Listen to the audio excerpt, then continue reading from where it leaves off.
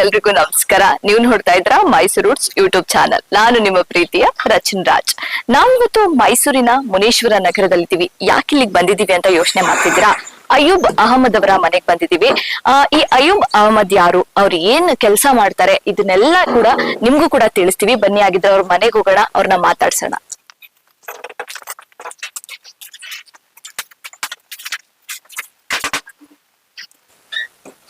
ನಮಸ್ತೆ ಸರ್. ನಮಸ್ತೆ. ಹೇಗಿದ್ದೀರಾ ಸರ್? ಚೆನ್ನಾಗಿದ್ದೀನಿ. ತಾವು ಚೆನ್ನಾಗಿದ್ದೀರಾ? ಹಾ ಸರ್, ತುಂಬಾ ಚೆನ್ನಾಗಿದ್ದೀನಿ. ಹೇಗ್ ನಡೀತಾ ಇದೆ ಸರ್ ಕೆಲ್ಸಗಳೆಲ್ಲ? ತುಂಬಾ ಚೆನ್ನಾಗಿ ನಡೀತಾ ಇದೆ. ನಿಮ್ ಬಗ್ಗೆ ತುಂಬಾ ಕೇಳಿದೀವಿ, ಸೊ ಅದಕ್ಕೆ ನಿಮ್ಮನ್ನ ಮಾತಾಡ್ಸ್ಬೇಕು ಅಂತ ಬಂದಿದೀವಿ. ನಿಮ್ ತರ ಸಮಾಜ ಸೇವೆ ಮಾಡೋರು ತುಂಬಾ ಅಪರೂಪ. ಇಲ್ಲ, ಇದಾರೆ. ಎಲ್ಲಾರು ಕಾಣಲ್ಲ, ಕೆಲವು ಜನಗಳು. ಅಲ್ಲ, ಕೆಲವರು ತೋರ್ಪಡಿಗೆ ಮಾಡ್ತಾರೆ, ಬಟ್ ನೀವು ಎಷ್ಟೋ ವರ್ಷಗಳಿಂದ ಸತತವಾಗಿ ಸೇವೆ ಮಾಡ್ಕೊಂಡು ಬಂದಿದ್ದೀರಾ. ಅದ್ ಎಷ್ಟೋ ಜನಕ್ಕೆ ಇನ್ಸ್ಪಿರೇಷನ್ ಆಗಿದ್ದೀರಾ. ನಿಮ್ಗೆ ಆಕ್ಚುಲಿ ಫಸ್ಟ್ ಆಫ್ ಆಲ್ ನಾವು ಧನ್ಯವಾದ ಹೇಳ್ಬೇಕು. Thank you so much sir.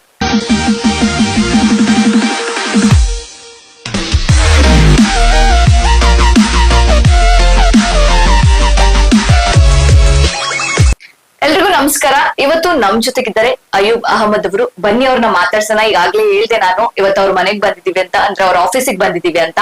So ಅವ್ರನ್ನ ಮಾತಾಡ್ಸೋಣ. ಸರ್ ನಮಸ್ತೆ. ನಮಸ್ತೆ. ಕಾರ್ಯಕ್ರಮಕ್ಕೆ ಸ್ವಾಗತ.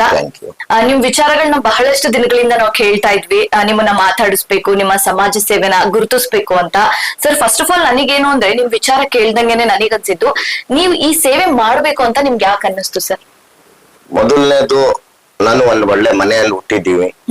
ನಮ್ಗೆ ಏನು ಕಷ್ಟ ದುಃಖ ಏನು ಗೊತ್ತಿರಲಿಲ್ಲ. ಅದೇ ತರ ನನ್ ಜೊತೆಯಲ್ಲಿ ಇರೋರು ನಮ್ ತರಾನೇ ಇರ್ಬೇಕು ಅಂತ ನನ್ಗೆ ಆಸೆ ಇತ್ತು.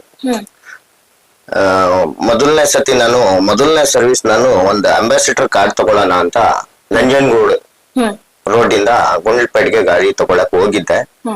ಅಲ್ಲಿ ಹೋಯ್ತಾ ನಮ್ಮ ಪೈಗಂಬರ್ ಮೊಹಮ್ಮದ್ ಸಲ್ಲಲ್ಲಾಹು ಅಲೈಹಿ ವಸಲ್ಲಂ, ನಮ್ ಗುರುಗಳು ಇದ್ದಾರಲ್ಲ, ನಮ್ ತಂದೆ ಓದಿಸ್ತಾ ಇದ್ರು ಕಿತಾಬಲ್ಲಿ, ಕುರಾನ್ ಅಲ್ಲಿ ಈ ತರ ಅಂತ. ಎಲ್ಲಾರು ಆಕ್ಸಿಡೆಂಟ್ ಆಗಿದ್ರೆ, ಎಲ್ಲಾರು ಶವ ಬಿದ್ದಿದ್ರೆ ಹೋಗಿ ಅದು ಮಕ ನೋಡಿ, ಅದು ಮಕ ನೋಡಿದ್ಮೇಲೆ ನಿಮ್ ಪರಿಚಯದವ್ರಾಗ್ಲಿ, ನಿಮ್ ಯಾರು ಇರ್ಬೋದು, ಅವ್ರು ಮೆಸೇಜ್ ಕೊಡ್ಬೋದು ಅಂತ ನಮ್ ತಂದೆ ಹೇಳಿದ್ರು.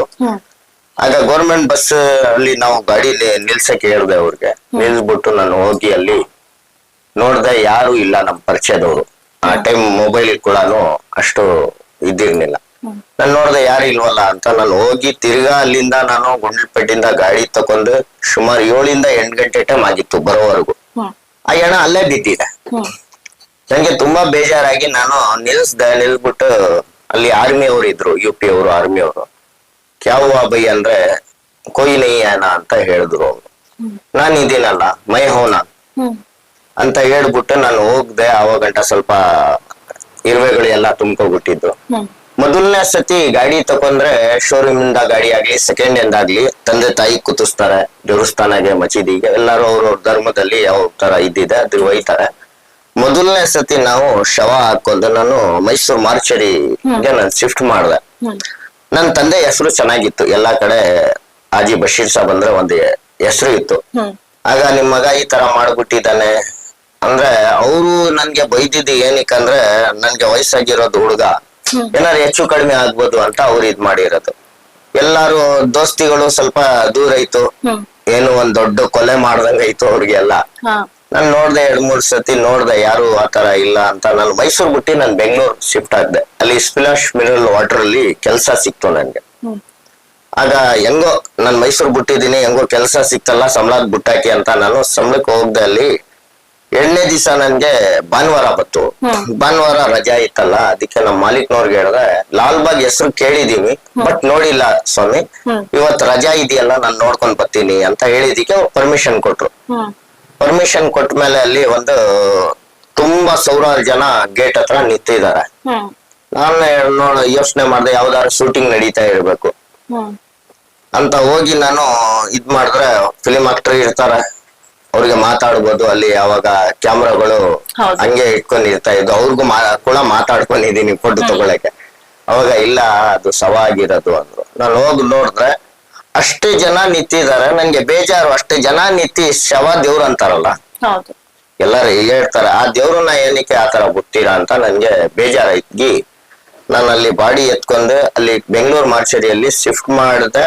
ಅಲ್ಲಿ ಎಲ್ಲ ಆಗ ಫೋಟೋ ಎಲ್ಲ ತಗೊಂಡಿದ್ರು ಪೊಲೀಸ್ನವ್ರು ಎಲ್ಲ ತಗೊಂಡು. ನಾನು ಹೇಳ್ದೆ ನಮ್ ಮಾಲೀಕ್ನವ್ರಿಗೆ ಗೊತ್ತಾಗ್ಬೇಡ್ದು, ನಮ್ ಮಾಲೀಕ್ನವ್ರಿಗೆ ಗೊತ್ತಾಗಿದ್ರೆ ನನ್ ಕೆಲ್ಸದಿಂದ ತೆಗ್ದಾಕ್ಬಿಡ್ತಾರೆ ಅಂತ. ಅಲ್ಲಿ ಹೆಂಗೆ ಒಂದು ಯಾವ್ದು ಕಾರ್ಯ ಅವ್ರ ಕಡೆಯವರು ಮಾಜರ್ ಆಯ್ತು ಬಾಡಿ, ಅವ್ರ ಮಗಳು ತಗೊಂಡೋಗಿ ಅಲ್ಲಿ splash mineral Bisleri water company ಅದು ಯಾವ ಫಂಕ್ಷನ್ ಆಗಿದ್ರು ಅಲ್ಲಿ ಬರ್ಬೇಕಾಯ್ತು ದೊಡ್ಡ ಮಾವಳ್ಳಿಗೆ. ಆಗ ಅವ್ರು ಬಂದು ನಂಗೆ ಅಯ್ಯೂಬ್ ಅಹಮದ್ ಅಲ್ವಾಪ್ಪ ನಿಮ್ ಹೆಸರು ಅಂತ. ಹೋಗೋಣ ಅಂತ ಅವಾಗ ಕೈ ಮುಗ್ದಿ ನಾನ್ ಬಂದೆ ತಿರ್ಗಾ ಲಾಲ್ಬಾಗ್ಗೆ ಶಿಫ್ಟ್ ಮಾಡ್ಬಿಟ್ಟು ಅಲ್ಲಿ ತುಂಬಾ ವಯಸ್ಸಾಗಿರೋರು ಎಲ್ಲ ನನ್ಗೆ ಬಹಳ ಪ್ರೀತಿಯಿಂದ ಆಶೀರ್ವಾದ ಮಾಡ್ರು, ಬಹಳ ಇದ್ ಮಾಡ್ರು ನನ್ಗೆ. ಆವಾಗ ನಾನು ತಿರ್ಗಾ ಅದು ಎಲ್ಲ ಮುಗಿದ್ಮೇಲೆ ಡ್ಯೂಟಿಗೆ ಅಟೆಂಡ್ ಆಗ್ದೆ. ಅದು 2-3 ದಿನ ಆಗ್ಬಿಟ್ಟು ಅವ್ರ ಕಡೆಯವ್ರು ಬಂದು ಕೇಳಿದ್ರು ನೀವೇ ಎಲ್ಲ ಅಯ್ಯೂಬ್ ಅಂತ. ನಾನು ಹೇಳ್ದೆ ನಮ್ಮ ಮಾಲೀಕ್ನವ್ರಿಗೆ ಹೇಳಕ್ ಹೋಗ್ಬೇಡಿ ದಯವಿಟ್ಟು, ಅವ್ರಿಗೆ ಗೊತ್ತಾದ್ರೆ ನನ್ ಕೆಲ್ಸದಿಂದ ತೆಗ್ತಾರೆ, ಟೆನ್ಷನ್ ತಗೋಬೇಡಿ ನಾನ್ ಕೆಲ್ಸ ಕೊಡ್ತೀವಿ ನಿಮ್ಗೆ ಅಂತ. ಅವಾಗ ಬತ್ತು ನಮ್ಮ ಮಾಲೀಕ್ನವರು ಅವಾಗ ಹೇಳಿದ್ರು ನಿಮ್ ಫ್ಯಾಕ್ಟ್ರಿಯಲ್ಲಿ ಇರೋ ಹುಡುಗ ತುಂಬಾ ಮನುಷ್ಯತ್ವ ಇದೆ ಅವ್ರ ಹತ್ರ ಅಂತ ಹೇಳಿ ಮಾಲೀಕ್ನವ್ರು ಗೊತ್ತಾಗಿದೆ. ಆಗ ನಾನು ಕೂಲಿ ವರ್ಕರ್ಗೆ ಸೇರಿದ್ದು, ಕೂಲಿ ಬಾಟ್ಲಿ ಎತ್ತಿ ತುಂಬಿ ಅನ್ಲೋಡಿಂಗ್ ಲೋಡಿಂಗ್. ಅವಾಗ ಈ ವಿಷಯ ಮಾಲೀಕ್ನವ್ರಿಗೆ ಗೊತ್ತಾದ್ಮೇಲೆ ಅಯ್ಯಬ್ಬಿ ಹೋಗಿ ನೀವು ಬಟ್ಟೆ ಚೇಂಜ್ ಮಾಡ್ಕೊಳ್ಳಿ ಅಂತ ನಮ್ಗೆ ಮೇಂಟೆನೆನ್ಸ್ ಪೊಸಿಷನ್ ಕೊಟ್ಬಿಟ್ರು. ಸರ್ ನಂಗೆ ಬರಿಯಕ್ ಬರಲ್ಲ, ನಾನು ಓದಿಲ್ಲ ಅಂತ ಹೇಳಿದಿಕ್ಕೆ ಅವಾಗ ಅವ್ರು ಹೇಳ್ಕೊಟ್ರು, ಬರೀರಿ MT, ಬರೀರಿ ಫುಲ್, ಎಷ್ಟ್ ಬಾಟ್ಲಿ ಆ ಗಾಡಿಗೆ ಒಯ್ತದೆ ಅದು ಗಾಡಿ ನಂಬರ್ ಹಾಕೊಂಡ್ ಬರ್ಕೊಳ್ಳಿ ಅಷ್ಟೇ ಅಂದ್ರು. ಅವಾಗ ನಾನು ಕೆಲಸ ಮಾಡ್ದೆ ಸುಮಾರು ದಿವಸ. ಅವಾಗ ತುಂಬಾ ನೋವು, ತಂದೆ ತಾಯಿಗೆ ನೋಡ್ಬೇಕು, ಲ್ಯಾಂಡ್ ಲೈನ್ ಇತ್ತು, ಒಂದ್ ನಿಮ್ ಸೆಕೆಂಡ್ಗೆ ಕೊಯ್ನ್ ಆಗ್ತಾ ಇರ್ಬೇಕು. ಬೆಂಗಳೂರಿಗೆ ಮೈಸೂರಿಗೆ ಸ್ವಲ್ಪ ಕಡಿಮೆ ಸೆಕೆಂಡ್ ಕೊಡ್ತಾ ಇದ್ರು. ತಿರ್ಗಾ ನಾನು ಬಂದು ಮೈಸೂರಲ್ಲಿ ತಂದೆ ತಾಯಿ ಹತ್ರ ಹೋಗ್ಮೇಲೆ ಅವಾಗ ಹೇಳ್ದೆ ನನ್ನ ತಂದೆಗೆ, ಅಪ್ಪ ನೀನೇ ಹೇಳ್ ಕಳ್ಸಿರೋದ್ ನನ್ಗೆ ಮಾತಿದ್ದು, ಏನು ಈ ತರ ಮಾಡ್ಬೇಕು, ಈ ಸೇವೆ ಮಾಡ್ಬೇಕು, ನಮ್ ಪೈಗಂಬರ್ ಮೊಹಮ್ಮದ್ ಸಲ್ಲಲ್ಲಾಹು ಅಲೈಹಿ ವಸಲ್ಲಂ ಮಾಡಿದಾರೆ ಅಂತ. ನಾನ್ ತಪ್ಪು ಮಾಡಿದ್ರೆ ನಿನ್ನ ನನ್ಗೆ ಏನಾರ ಇದ್ ಮಾಡ್ಬೋದಿತ್ತು, ನಾನ್ ತಪ್ಪು ಮಾಡಿಲ್ವಲ್ಲ, ನೀನೇ ಹೇಳಿ ನೀನೇ ಬೇಡ ಅಂದ್ರೆ ನಾನು ಹಿಂಗೆ ಹಂಗಲ್ಲಪ್ಪ. ಅವಾಗ ನಾನು ಮನೆಗೆ ಚಿಕ್ಕವನು, ಬಹಳ ಚಾಲಿ ಮಾಡೋದು ಎಲ್ಲಾರ್ಗೆ. ಅವಾಗ ಎಲ್ಲಾರು ಹೇಳ್ತಾ ಇದ್ರು ಇಷ್ಟು ಫ್ರೀ ಆಗಿ ಬಿಟ್ಬಿಟ್ರೆ ಅಜಿ ಸಾಬ್ ನಿಮ್ ಮಗ ಯಾವ್ದಾರ ಕಳ್ಳ ಡಾಕು ಆಗ್ತಾನೆ, ರೌಡಿ ಸೀಟ್ ಆಗ್ತಾನೆ, ಅವ್ರಿಗೆ ಕಂಟ್ರೋಲ್ ಮಾಡಿ ಅಂದ್ರು. ಅವಾಗ ನಮ್ಮ ಅಣ್ಣ ಎಲ್ಲ ಚೆನ್ನಾಗಿ ಹೊಡಿತಾ ಇದ್ರು ನಂಗೆ, ಸ್ಕೂಲ್ ಹೋಗಲ್ಲ, ಇಲ್ಲಿ ಕಡೆ ಆ ಕಡೆ ಇದ್ ಮಾಡ್ಕೊಂಡೆ ಅಂತ. ಅವಾಗ ನಾನು ನೆಲ್ಲಿಕಾಯಿ ನಂಗೆ ಖರ್ಚಿಗೆ ಕೊಡ್ತಾ ಇದ್ರು ಮನೆಯಲ್ಲಿ. 1 ರೂಪಾಯಿ ಕೊಟ್ರು ನಾನು 1 ರೂಪಾಯಲ್ಲಿ ನೆಲ್ಲಿಕಾಯಿ ತಕೊಂಡು ಅದ್ರಲ್ಲಿ 3 ರೂಪಾಯಿ 4 ರೂಪಾಯಿ ಮಾಡ್ತಾ ಇದ್ದೆ. 4 ರೂಪಾಯಲ್ಲಿ ಯಾರ್ಯಾರಿಗೆ ಕೊಡ್ಬೇಕು. ಆದ್ರೆ ನನ್ಗೆ ಒಂದು ಖುಷಿ ಏನಂದ್ರೆ ಆ ವಯಸ್ಸಲ್ಲಿ ನಾವು ಯಾವ ದೇವಸ್ಥಾನಕ್ಕೆ ಹೋದ್ರು ನಂಗೆ ಯಾರು ಬೈತಾ ಇರ್ಲಿಲ್ಲ. ಸ್ವಾಮೀಜಿ ಆಗ್ಲಿ ಚರ್ಚ್ಗೂ ಬೈತಾ ಇರ್ಲಿಲ್ಲ. ನನ್ ಹೋದ್ರೆ ನಮ್ ಮಳ್ಗ ಬತ್ತು ಆತರ ಕಣ್ಣಲ್ಲಿ ನಮ್ಗೆ ನೋಡ್ತಾ ಇದ್ರು ಜಾಸ್ತಿ. ನನ್ ಡೈರೆಕ್ಟ್ ಲಿಂಕ್ ಸ್ವಾಮೀಜಿ ಜೊತೆ, ಮೌಲಿ ಸಾಬ್ರ ಜೊತೆ, ಅವ್ರು ಆ ತರ ಲಿಂಕ್ ಅಲ್ಲಿ ನಾನು ಬಂದೆ. ಸರ್ ಎಷ್ಟು ವರ್ಷದಿಂದ ಈ ಸೇವೆ ಮಾಡ್ತಿದ್ದೀರಾ? ನಿಮ್ಗೆ ಎಷ್ಟು ಏಜ್ ಅವಾಗ? 19 ವರ್ಷ ನನ್ಗೆ. 19 ವರ್ಷ ಅಂದ್ರೆ ಎಷ್ಟು ವರ್ಷ ಆಯ್ತು ಸರ್ ಈ ಸೇವೆ ಮಾಡಕ್ ಶುರು ಮಾಡಿ? 24 ವರ್ಷ ಆಯ್ತು. 24 ವರ್ಷದಿಂದ ಸತತವಾಗಿ ಮಾಡ್ತಿದ್ರ ಅಂದ್ರೆ ನೀವು ಬೇರೆ ಕೆಲಸಗಳಿಗೆ ಹೋಗ್ಲೇ ಇಲ್ಲ? ಇಲ್ಲ, ನಾನು ಟ್ಯಾಕ್ಸಿನ ಓಡಿಸ್ತಾ ಇರ್ತೀನಿ. ಓಕೆ ಸರ್, ಇನ್ನೊಂದೇನು ಅಂತಂದ್ರೆ ಈ ತರ ಕೆಲಸ ಮಾಡ್ಬೇಕು ಅಂದ್ರೆ ಒಂದು ಚಾಲೆಂಜ್. ಯಾಕೆ ಅಂತಂದ್ರೆ ಫ್ಯಾಮಿಲಿ ಈಗ ನಿಮ್ಗೆ ಸಪೋರ್ಟ್ ಇದೆ, ನಿಮ್ ತಂದೆಯವ್ರು ಹೇಳಿದ್ರು ಅಂತ ಹೇಳಿದ್ರಿ, ಬಟ್ ನೀವ್ ಈ ತರ ಕೆಲಸ ಮಾಡ್ಬೇಕು ಅಂದಾಗ ಸಮಾಜ ನಿಮ್ಮನ್ನ ಯಾವ ರೀತಿ ನೋಡ್ತು? ಮೇಡಮ್, ಮೊದಲನೇದು ನಾನು ಸೇವೆ ಮಾಡುವಾಗ ಜನಗಳಿಗೆ ಗೊತ್ತಿರ್ಲಿಲ್ಲ ಇದು ಸೇವೆ, ಇದು ದಾನ ಧರ್ಮ ಒಳ್ಳೇದು ನಾಡಿದಿಸಿಕೆ ಅಂತ. ಅದಕ್ಕೆ ಕೆಲವು ಜನ ನಮ್ ದೋಸ್ತಿಗಳು ಏನಂದ್ರೆ ನಾನು ಅಲ್ಲಿಂದ ಬರ್ತಾ ಇದ್ರೆ ಹಿಂಗ್ ಟೀ ಕುಡಿತಾ ಮಕ ತೀರ್ಸ್ಕೊಬಿಡೋರು. ಆಗ ಆತರ ಆದ್ರೆ ಒಂದ್ ಒಳ್ಳೆ ಫ್ರೆಂಡ್ಶಿಪ್ ಅಲ್ಲಿ ಆತರ ಆದ್ರೆ ಎಷ್ಟ್ ನೋವು ಆಗುತ್ತೆ. ನಾನು ಏನ್ ತಪ್ಪು ಮಾಡಿದ್ದೇನಪ್ಪ ಅಂತ ನಾನು ಯೋಚನೆ ಮಾಡಿ ನಾನ್ ಮೈಸೂರು ಕೊಟ್ಟಿದ್ದು. ನಾನ್ ಮೈಸೂರಲ್ಲೇ, ನಾನ್ ಬೆಂಗಳೂರಲ್ಲಿ ಆ ಸೇವೆ ಮಾಡಿದ್ಮೇಲೆ ನಾನ್ ಮೈಸೂರಲ್ಲೇ ಹುಟ್ಟಿ ನಾವು ಏನಕ್ಕೆ ಮಾಡ್ಬಾರ್ದು ಈ ಸೇವೆ, ಜನ ಹೋಗಿಲಿ ನೋ ಟೆನ್ಷನ್ ಅಂತ ನಾನ್ ಬಂದ್ ನಿಂತ್ಕೊಂಡೆ ತಿರ್ಗಾ. ಆವಾಗ ನನ್ಗೆ ಪೊಲೀಸ್ ಕಮಿಷನರ್ ಇಂದ 150 ರೂಪಾಯಿ ನನ್ಗೆ ಒಂದು ಕವರ್ ಅಲ್ಲಿ ಗಿಫ್ಟ್. ಅಲ್ಲಿ ಏನಂದ್ರೆ ಪೊಲೀಸ್ನವ್ರು ಬಂದ್ರು, ಯಾರು ಮಾಡಿರೋದು ಅಂತ ಎಲ್ಲ ಮಾಜಾರ ಆಗುತ್ತಲ್ಲ ಆ ಟೈಮ್ ಅಲ್ಲಿ. ಆಗ ಪೊಲೀಸ್ನವ್ರು ತಂದೆಗೆ ಕೋಪ ಏನಂದ್ರೆ ಪೊಲೀಸ್ನವ್ರ ಮನೆ ಹತ್ರ ಬಂದಿ ಎಲ್ಲಾ ಜನ ಯಾವ್ದು ಬೇರೆ ಯೋಚನೆ ಮಾಡ್ತಾರೆ, ಹೌದು. ನನ್ಗೆ ಒಳ್ಳೆ ಹೇಳಿದ್ರು, ಸಾಹೇಬ್ರೆ ಅಯ್ಯೂಬ್ ಅವ್ರಿಗೆ ಏನಕ್ಕೆ ತಗೊಂಡ್ ಹೋಯ್ತಾ ಇದೀವಿ ಅಂದ್ರೆ ಅವ್ರು ಒಂದ್ ಸೇವೆ ಮಾಡಿದಾರೆ, ಅದಕ್ಕೆ ನಮ್ ಪೊಲೀಸ್ ಕಡೆಯಿಂದ ಒಂದು ಸಲ್ಯೂಟ್ ಮಾಡಕ್ಕೆ ಅವ್ರಿಗೆ ಇದ್ ಮಾಡ್ತಾ ಇದ್ದೀನಿ ಅಂದ್ರು. ಆವಾಗ ನನ್ಗೆ 150 ರೂಪಾಯಿ ದೊಡ್ಡ ನೋಟ್ ಇದೆಯಲ್ಲ, ಈಗ್ಲೂ ಮಡಗಿದೀವಿ ಅದು ನೋಟ್ ನಾನು. ಹೌದಾ? 100 ರೂಪಾಯಿ ನೋಟ್, ಹಾ. 50 ರೂಪಾಯಿ ಅದರಲ್ಲಿ ಖರ್ಚಾಗಿದೆ. ಹೌದು. ಓಕೆ.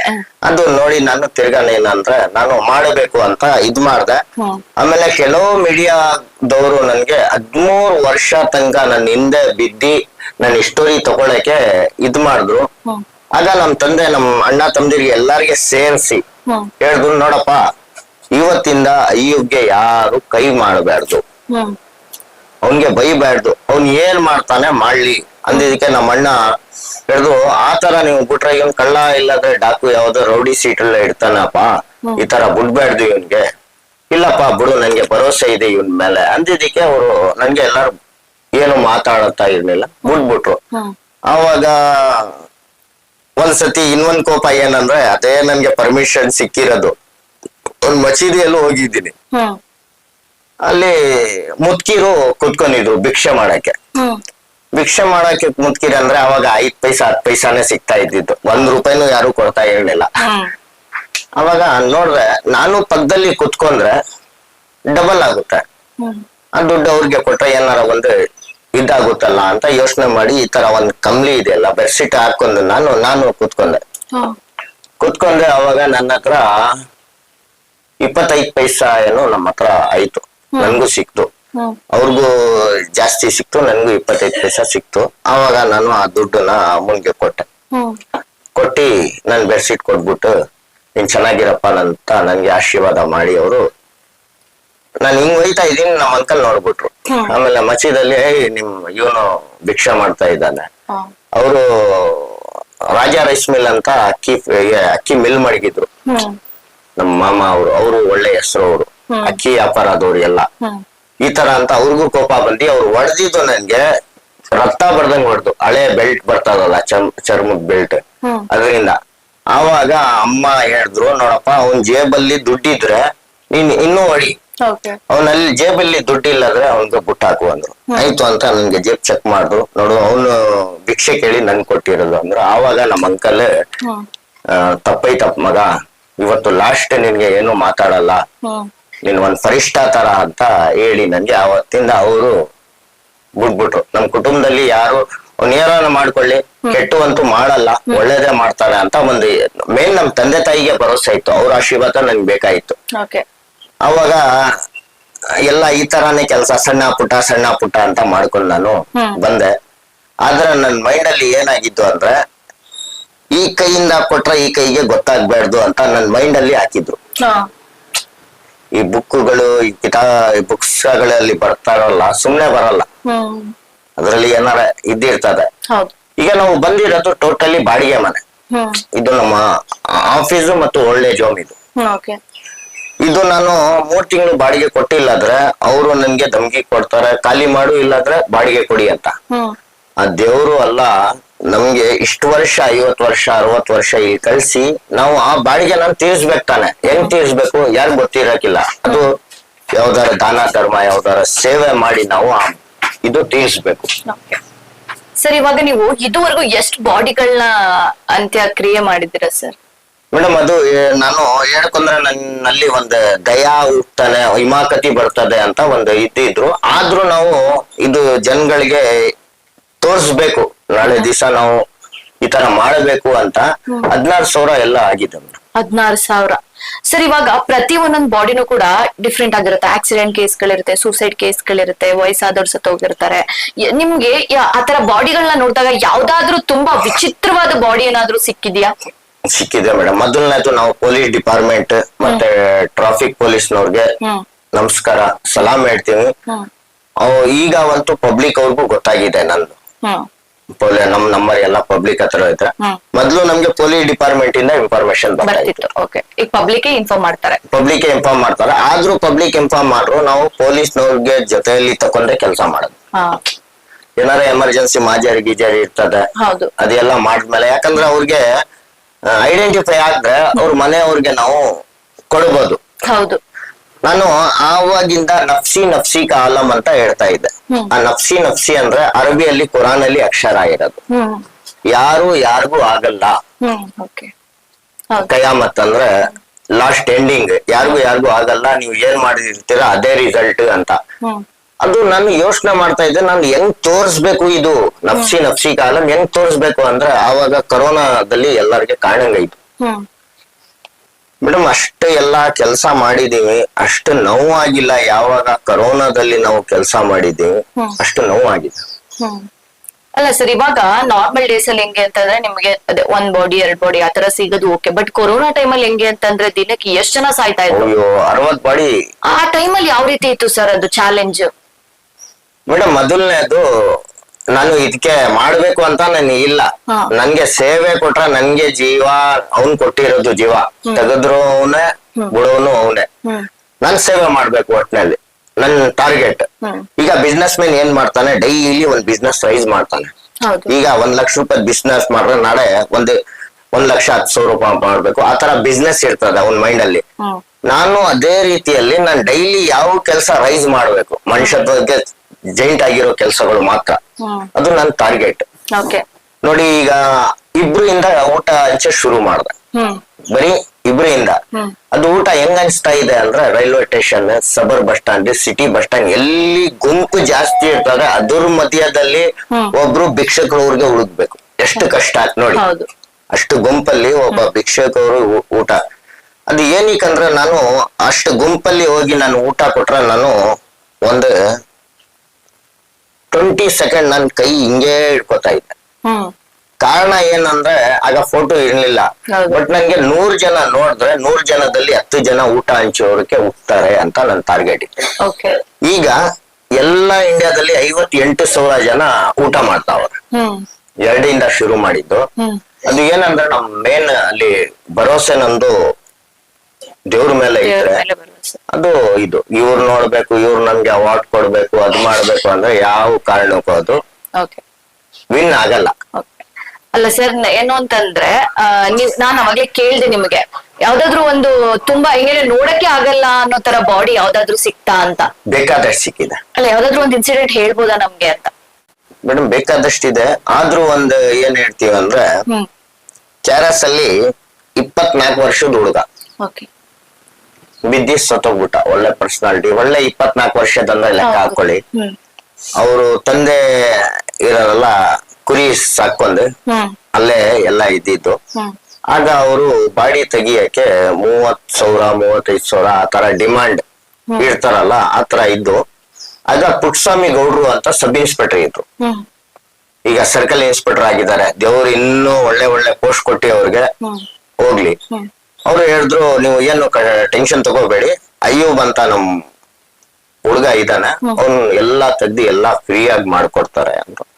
ನಾನು ಹೋಗ್ದೆ. ಆವಾಗ ನನ್ನ ಹತ್ರ ಅಂಬಾಸಿಡರ್ ಇತ್ತು. ಅಂಬಾಸಿಡರ್ ಅಲ್ಲಿ ಮೇಡಮ್ 5 ಬಾಡಿ 6 ಬಾಡಿ ಕೂಡ ನಾನು ಹಾಕಿದ್ದೀನಿ ನನ್ನ ಗಾಡಿಯಲ್ಲಿ. ಡಿಕ್ಕಿಯಲ್ಲಿ 2, ಇಲ್ಲಿ ಅಲ್ಲಿ ನಾನು ಓಡಿಸ್ತೀವಲ್ಲ ಗಾಡಿ, ಅಲ್ಲಿ ಕೂಡ ನಾನು ಹಾಕೊಂಡು ಹೋಗಿದ್ದೀನಿ. ಯಾಕಂದ್ರೆ ಈ ಮೈಸೂರಲ್ಲಿ 10 ರೂಪಾಯಿಗೂ ಊಟ ಸಿಕ್ಕುತ್ತೆ ಈ ಟೈಮಲ್ಲಿ. ಅದಕ್ಕೆ ಎಲ್ಲಾ ಭಿಕ್ಷದವರು ಮೈಸೂರಲ್ಲಿ ಜಾಸ್ತಿ ಇದ್ದಾರೆ. ಅದರಿಂದ ಹೋಗ್ದೆ. ಅಲ್ಲಿ ಹೋಗ್ ನೋಡಿದ್ರೆ ಮೇನ್ ಬ್ಯಾಕ್ ಕೋಟ್ರಿ ಇದೆ ನೋಡಿ, ಅಲ್ಲಿ ಹೋಗಕ್ಕೆ ಯಾರು ಭಯ ಪಡ್ತಾರೆ. ನಾನು ಕುರಾನ್ ಓದ್ಕೊಂಡು ನಾನು ಹೆಂಗ್ ಹೋಗಿದ್ದೀನಿ ಹೆಂಗ್ ಬಂದಿದ್ದೀನಿ ಅದು ಎಲ್ಲ ಅವ್ರಿಗೆ ಗೊತ್ತು. ಅದು ಬಾಡಿ ತಕೊಂಡ್ ಬಂದಿ ಹುಳ ಎಲ್ಲ ಇದಾಗಿತ್ತು, ಹೆವಿ ಬಾಡಿನು, ಆಮೇಲೆ ದಪ್ಪ ಆಗ್ಬಿಟ್ಟಿತ್ತು. ಅದು ಮಾರ್ಷರಿಗೆ ಶಿಫ್ಟ್ ಮಾಡಿ ಅವ್ರಿಗೆ ಕರ್ಕೊಂಡು ಹೋಗುವಾಗ ತಾತ ಈಗ ನನ್ಗೆ ಒಂದ್ 2,000 ರೂಪಾಯಿ ಕೊಟ್ರು ಅವ್ರು. ನಾನು ಹೇಳಿದೆ, ತಾತ ನನ್ ದುಡ್ಗೆ ಮಾಡ್ತಾ ಇಲ್ಲ, ನಾನು ಇದು ಸೇವೆ ಮಾಡ್ತಾ ಇರೋದು ಫ್ರೀ ಆಗಿ, ನೀನು ಆಶೀರ್ವಾದ ಮಾಡು. ಇಲ್ಲ ಬುದ್ಧಿ, ನೀವು ಮಡಿಕ್ಬೇಕು, ನೀವು ದೇವ್ರ ತರ ಬಂದ್ರು, ಅದು ಏನೋ ಸ್ವಲ್ಪ ಮಾತಾಡ್ರು. ಅದಕ್ಕೆ ಅವ್ರ ನೆಮ್ಮದಿಗೆ ಇಟ್ಕೊಂಡು ನಾನು ಮಡಿಕ್ ಹೋಗ್ಬಿಟ್ಟೆ. ಮಡಿಕ್ಬಿಟ್ಟು ನಾನು ಹೋಗುವಾಗ ಹೇಳ್ದೆ, ತಾತ ಅವ್ರು ಬನಿಯಾನ್ ಕೂಡ ಹರ್ದೋಗ್ಬಿಟ್ಟಿದೆ, ಚಡ್ಡಿ ಕೂಡ ಹರ್ದೋಗ್ಬಿಟ್ಟಿದೆ, ಅವ್ರು 200 ರೂಪಾಯಿ ಹೆಂಗ್ ಕೊಟ್ಟಿದ್ದಾರೆ ಅಂದ್ರೆ ನನ್ಗೆ ಇದು. ಅವಾಗ ನನ್ ಕಾರ ಇಟ್ಕೊಂಡ್ ನನ್ನ ಹತ್ರ 200 ರೂಪಾಯಿ ಇಲ್ಲ. ನನ್ ಕಾರ್ ಮಡಿಕೊಂಡು 200 ರೂಪಾಯಿ ಇಲ್ಲ ನನ್ನ ಹತ್ರ. ನಾನು ಹೋಗಿ ಕೇಳ್ದೆ ಅವ್ರಿಗೆ, ತಾತ ಈಗ ನೆಕ್ಸ್ಟ್ ಹೆಂಗ್ ಮಾಡ್ತೀರಾ ಅಂದ್ರೆ, ಅವ್ರು ಹೇಳಿದ್ರು, ಯಾರ ಹತ್ರ ಸಾಲ ತಗೊಂಡ್ ಶವ ಸಂಸ್ಕಾರ ಮಾಡ್ತೀವಿ ಅಂದ್ರು. ಎಷ್ಟಾಗುತ್ತೆ ಸರ್? ಆಗ ನನ್ಗೆ ಐಡಿಯಾ ಇರ್ಲಿಲ್ಲ ಶವ ಸಂಸ್ಕಾರ ಮಾಡಕ್ಕೆ. ಅವಾಗ ಅವ್ರು ಹೇಳಿದ್ರು, 3,500 ರೂಪಾಯಿ ಆಗುತ್ತೆ ಅಂದ್ರು. ತಾತ ನೀನು ನನ್ಗೆ ಕೊಡ್ಬೇಕಾಯ್ದಲ್ಲ ಅದು ತೀರ್ಸೈತು, ಈಗ ಹೆಂಗ್ ಮಾಡ್ತೀಯ ಮುಂದಕ್ಕೆ ಅಂದ್ರೆ ಸಿಗ್ತದೆ ಸಾಲ ಆಗಿಲ್ಲ, ಸಾಲ ತಗೊಂಡ್ ಮಾಡಕ್ ಹೋಗ್ಬೇಡ, ನಾನು ನಿನ್ ಮಗನ್ ತರಾನೆ ನಾನೇ ಮಾಡ್ತೀನಿ ಅಂತ ನಾನೇ ಹಾಕಿ ಅದು ಸೌದೆಗಿದೆ ಎಲ್ಲ ಮಾಡ್ರು. ಒಂದ್ 8 ದಿವಸಕ್ಕೆ ಹೋದ್ರೆ ಅಲ್ಲಿ ನನ್ ಫೋಟೋಗಳು ಮಡಿಕೊಂಡಿದ್ದಾರೆ. ಫೋಟೋಗಳು ಮಡಿಕೊಂಡು ಒಂದು ಪೂಜೆ ತರ ಮಾಡಿದ್ರು. ನಾನು ಹೇಳ್ದೆ ಇದೇನಪ್ಪ ಇದು, ತಾತ ನೋಡಿ ಇದು ತಪ್ಪು ಕೆಲಸ, ಇದು ಎಲ್ಲಾ ಫೋಟೋ ತೆಗೀರಿ. ಒಬ್ಬ ಮನುಷ್ಯ ಆಗಿ ಹುಟ್ಟಿದ್ಮೇಲೆ ಒಬ್ಬ ಮನುಷ್ಯನ್ ಕೆಲ್ಸಕ್ ಬಂದ್ಬೇಕು, ಅವ್ನ್ ಮನುಷ್ಯನ್ಗೆ ಕೆಲ್ಸಕ್ ಬಂದಿಲ್ಲ ಅಂದ್ರೆ ಅವ್ನ್ ಮನುಷ್ಯ ಆಗಿ ಪ್ರಯೋಜನನೇ ಇಲ್ಲ ಅಂತ ನಾನು ಫೋಟೋ ತೆಗಿಸ್ದೆ. ತೆಗೆದ್ಮೇಲೆ ನಾನು ಅವ್ರಿಗೆ ಹೇಳ್ದೆ, ನೀವು ಈ ತರ ಏನಾರ ಇದ್ದಿದ್ರೆ ನನ್ಗೆ ಕರೆ ಮಾಡಿ, ಯಾವತ್ತು ಈ ಫೋಟೋ ಗೀಟು ಮಾಡಿದ್ರೆ ಯಾವ ಕಾರಣಕ್ಕೂ ನಿಮ್ಮ ಊರಿಗೆ ನಾನು ಕಾಲು ಇಡೆಯಲ್ಲ ಅಂತ ಹೇಳಿ ಅವಾಗ ನಾನು ಸ್ಟಾಪ್ ಮಾಡಿಸಿದ್ದೆ. ಅದು ಇಂತ ಕೇಸ್ಗಳು ಬಂದಿದೆ, ನಿಮ್ಗೆ ಹೇಳ್ತಾ ಹೋದ್ರೆ ಟೈಮ್ ಸಾಲಲ್ಲ. ಓಕೆ ಸರ್, ನಾನು ಕೇಳ್ಪಟ್ಟಿರೋದೇನು ಅಂತಂದ್ರೆ ಈಗ ನಿಮ್ಗೆ ಕೆಲವು ಅನಾಥ ಶವಗಳು ಸಿಗುತ್ತೆ, ಅವನು ಕೂಡ ನೀವು ಶವ ಸಂಸ್ಕಾರ ಮಾಡ್ತೀರಾ ಅಂತ ಸರ್. ಈಗ ನಾನ್ ಎಲ್ಲೋ ನೋಡಿದ ಪ್ರಕಾರ ಏನು ಅಂತಂದ್ರೆ ಅದನ್ನೆಲ್ಲ ನೀವು ಜಾಸ್ತಿ ಬರ್ನ್ ಮಾಡಲ್ಲ, ಅಂದ್ರೆ ಉಳ್ತೀರಾ ಅಂತ. ಯಾಕೆ ಅಂತಂದ್ರೆ ಅವ್ರ ಕಡೆಯವ್ರು ಏನಾದ್ರು ಬಂದು ಕೇಳಿದ್ರೆ ನೀವು ಅದನ್ನ ಮತ್ತೆ ಅಗ್ದು ತೋರಿಸ್ತೀನಿ ಅಂತ ಕೂಡ ಹೇಳಿದ್ರಿ ಸರ್, ಅದ್ರ ಬಗ್ಗೆ ಏನ್ ಹೇಳ್ತೀರಾ? ಮೇಡಮ್ ಮೊದ್ಲು ಹೆಂಗಾದ್ರು ಅಂದ್ರೆ ಅವಾಗ ಬರ್ನೇ ಇತ್ತಿತ್ತು, ಬರ್ನ್ ಮಾಡ್ತಾ ಇದ್ರು. ನಾನು ಯೋಚನೆ ಮಾಡ್ದೆ, ನಾವು ಬರ್ನ್ ಮಾಡ್ಬಿಟ್ರೆ ಇದು ನಾಳೆ ದಿವಸ ಅವ್ರ ಕಡೆಯವ್ರು ಬಂದ್ರೆ ಬೂದಿ ಅಂತೂ ಕೊಡಕ್ ಆಗಲ್ಲ, ಬೂದಿಯಲ್ಲಿ ಅವ್ರ ಮಕ ಕಾಣಲ್ಲ, ಹೌದು ಯಾರ್ದು ಇರ್ತದ ಅಂತ. ನಾಳೆ ದಿವಸ ನೋಡ್ಲೇಬೇಕು ಅಂತ ಏನಾರ ಕಷ್ಟ ಇರ್ತದೆ, 2-3 ದಿವಸಕ್ಕಾದ್ರೆ ನಾನ್ ನೋಡ್ಲೇಬೇಕು ಅಂತ ಅದ್ ಇದ್ದಿದ್ರೆ ನಾವು ದಫನ್ ಮಾಡಿರೋದು ತೋರ್ಬೋದು ನಾವು. ಅದು ಅಲ್ಲಿ ಪೊಲೀಸ್ನವ್ರ ಕಡೆಯಿಂದ ಒಂದು UDR ನಂಬರ್ ಯಾವ್ದೋ ಒಂದು ಸಿಗ್ನಲ್ ಹಾಕಿ ಅವ್ರದ್ದು ಇದ್ ಮಾಡಿರ್ತೀವಿ. ನಾನ್ ಏನ್ ಹೇಳೋದು, ಕೆಲವು ಜನ ಈ ತರಾನು ಇದಾರೆ, ನಾನು ಸಂಸ್ಕಾರ ಮಾಡಿದ್ಮೇಲೆ 2ನೇ ದಿವಸಕ್ಕೆ ಬಂದು ಅವ್ರು ಪೂಜೆ ಮಾಡ್ತಾರೆ. ನಾನು ಓಪನ್ ಆಗಿ ಏನ್ ಹೇಳ್ತೀನಿ ನೋಡಿ, ನಮ್ ಕಡೆಯವ್ರು ತೀರೋಗ್ಬಿಟ್ರೆ ನಾನ್ ಹೋಗಿ ಅವ್ರು ಸಂಸ್ಕಾರ ಮಾಡಿ ಅವ್ರಿಗೆ ದಫನ್ ಮಾಡ್ರೆ ಅವ್ರ ಆತ್ಮಕ್ಕೆ ಬೇಗ ಶಾಂತಿ ಸಿಗುತ್ತೆ. ಯಾರು ಇಲ್ಲಾದ್ರೆ ಅವ್ರಿಗೆ ಕಷ್ಟ, ಯಾಕಂದ್ರೆ ಆ ಟೈಮ್ ಈಗ ಸಮುದ್ರದಲ್ಲಿ ಬಿತ್ತ್ಯಾರ, ಯಾರು ಕಾಣಿಲ್ಲಾದ್ರೆ ಪಕ್ಕ ನಾನ್ ಸೈತೀನಿ ಅಂತ 100% ಗ್ಯಾರಂಟಿ. ಅದಕ್ಕೆ ಯಾರು ಕಾಣ್ಬಿಟ್ರೆ ನಾನ್ ಬದುಕ್ಬೋದು ಅಂತ ಅವ್ರಿಗೆ ಒಂದ್ ಆಸೆ ಇರ್ತದ. ಒಂದ್ 5 ದಿನ ನೀವು ನೀರಲ್ಲಿ ಮನ್ಸನ್ಗೆ ನಿಲ್ಸ್ಬಿಡಿ, ಯಾವ್ದಾರ ಒಂದು ಇದು ತಟ್ಟೆ ಕೊಟ್ಬಿಟ್ಟು ಇದು ಬೀಳಿಸ್ತಾರೆ ನೀನ್ ಸತ್ತೋಗ್ಬಿಡ್ತೀಯ ಅಂತ. ಅವ್ರು 5 ದಿನ ಅಲ್ಲ 10 ದಿನ ನಿಂತಿರ್ತಾನೆ, ಯಾಕಂದ್ರೆ ಅವನು ಭಯ, ಅವನ್ಗೆ ಬಿದ್ರೆ ಸತ್ತಿ ನೀವು ಅಂತ. ಅದೇ ಇಂದ ನೀವು ತೆಗ್ದಿ ಈಚೆ ಮಾಡಿದ್ರೆ ಅವ್ನು ಬೇಗ ಸುತ್ತೋಗ್ಬಿಡ್ತಾನೆ ಆತರ. ಅದಕ್ಕೆ ನಾವು ಆ ಪ್ಲಾನ್ ಮಾಡಿದ್ದು, ಅದರಿಂದ ಎಷ್ಟೋ ಐಡೆಂಟಿಫೈಗಳು ಆಯ್ತು. ಈ ತರಾನೇ ಫಾರಿನ್ ನಿಂದ ಯಾವ್ದು ಅದು ನೀಗ್ರೂಸ್ ಬಂದ್ರು, ಫುಲ್ ಟೈಟ್ ಆಗಿದ್ರು, ಎಣ್ಣೆ ಗಿಣ್ಣೆ ಹೊಡ್ಕೊಂಡ್ ಕ್ಯಾರಸ್ ಅಲ್ಲಿ. ಅವ್ರ ಪರ್ಸನಾಲಿಟಿದು ಮಾಮೂಲಿ ಟೈಮಲ್ಲಿ ಅವ್ರ ಪರ್ಸನಾಲಿಟಿ ಆತರ. 1-2-3 ದಿನ ಅವ್ರು ಹೆಂಗ್ ಬಿದ್ದಿದ್ದಾರೆ, 2 ದಿನ 3 ದಿನ ಆಗಿದೆ, ಇನ್ನು ಹೆವಿ ಆಗಿದ್ದಾರೆ ಅವ್ರ ಬಾಡಿ. ಅದು ನಾನು ದಫನ್ ಮಾಡ್ದೆ. ಅದು ಏನಂದ್ರೆ ಫಿಂಗರ್ ಪ್ರಿಂಟ್ ಇದೆಯಲ್ಲ, ಅದನ್ನು ಸ್ವಲ್ಪ ಇದಾಗಿತ್ತು. ಹೆಂಗೋ ಬ್ಲೌಸ್ ಹಾಕಿ ಏನಾರ ಒರೆಸಿ ಎಲ್ಲಾ ಫಿಂಗರ್ ಪ್ರಿಂಟ್ ತಗೊಂಡು ಅವ್ರ ಊರಿಗೆ ನಾವು ಪೊಲೀಸ್ ಕಡೆಯಿಂದ ಕಳ್ಸಿದ್ದೆ. ಐಡೆಂಟಿಫೈ ಆಯ್ತು, ದಫನ್ ಮಾಡಾಯ್ತು. ದಫನ್ ಮಾಡಿದ್ಮೇಲೆ ಅವ್ರು ತಿರ್ಗಾ ಬಂದು ನಾವು ತಗೊಂಡು ಹೋಯ್ತೀವಿ.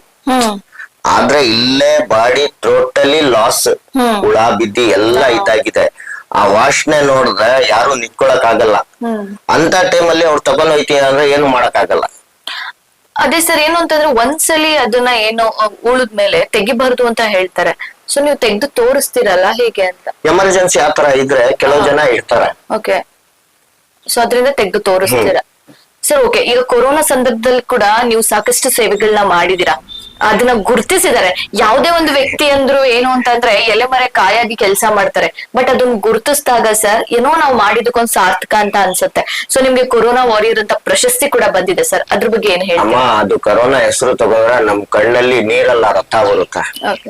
ಯಾಕಂದ್ರೆ ಆ ಕಾಲ ಯಾರು ನೋಡಬಾರ್ದು. ನಾನ್ ಎಷ್ಟು ಹತ್ರಿಂದ ನೋಡಿದೀನಿ. ಈ ಸುಮ್ನೆ ಈ ದುಡ್ಡು ಅದು ಇದು ಪ್ರಾಪರ್ಟಿ ಮಾಡ್ಕೊಂಡು ನಾಟಕ ಮಾಡ್ತಾ ಇದೆಲ್ಲ ವೇಸ್ಟೇಜ್.